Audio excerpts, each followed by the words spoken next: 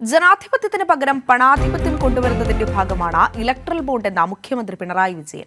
കേരളത്തെ തകർക്കാനുള്ള കേന്ദ്ര നീക്കത്തിനെതിരെ ഒന്നും പറയാൻ UDF എംപിമാർ തയ്യാറായില്ല. കേരളത്തിനായി പാർലമെന്റിൽ മാതൃകാപരമായ നിലപാടാണ് തോമസ് ചാഴികാടൻ സ്വീകരിച്ചതെന്നും മുഖ്യമന്ത്രി പറഞ്ഞു. പൗരത്വ വിഷയത്തിൽ നിയമസഭയിൽ യോജിച്ച നിലപാട് സ്വീകരിച്ച കോൺഗ്രസ് പിന്നീട് നിലപാട് തിരുത്തിയെന്ന് മുഖ്യമന്ത്രി പറഞ്ഞു. ഇതിന്റെ ഭാഗമായിരുന്നു സുധാകരന്റെ പ്രതികരണം.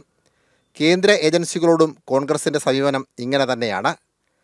കോൺഗ്രസ് നേതാക്കളെ വേട്ടയാടുമ്പോൾ കേന്ദ്ര ഏജൻസികളെ എതിർക്കുകയും മറ്റ് പ്രതിപക്ഷ നേതാക്കളെ കേന്ദ്ര ഏജൻസികൾ കേസിൽ കൊടുക്കുമ്പോൾ അതിനെ അനുകൂലിക്കുകയും ചെയ്യുന്ന സമീപനമാണ് കോൺഗ്രസിൻ്റേതെന്ന് മുഖ്യമന്ത്രി വ്യക്തമാക്കി.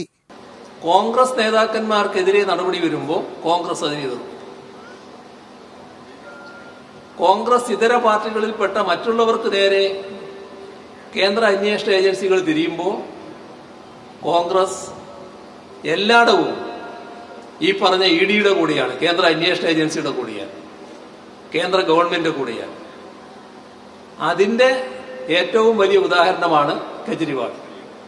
പാർലമെന്റിൽ കേരളത്തിനായി ശബ്ദിച്ച MP-യാണ് തോമസ് ചാഴികാടനെന്നും മുഖ്യമന്ത്രി പറഞ്ഞു. അപ്പോൾ നമ്മുടെ ശബ്ദം വേണ്ട രീതിയിൽ ഉയർന്നില്ല, അത് നാം ശ്രദ്ധിക്കണം. രണ്ടുപേർക്കാകാവുന്ന രീതിയിൽ ശബ്ദം ഉയർത്തി.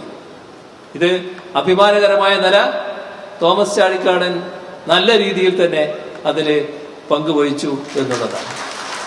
എല്ലാ അർത്ഥത്തിലും നമ്മുടെ നാട് അത് അംഗീകരിക്കുന്ന കാര്യമാണ്. തോമസ് ചാഴികാടന്റെ പ്രചരണാർത്ഥം വൈക്കം മണ്ഡലത്തിലെ തലയോലപ്പറമ്പിൽ സംസാരിക്കുകയായിരുന്നു മുഖ്യമന്ത്രി.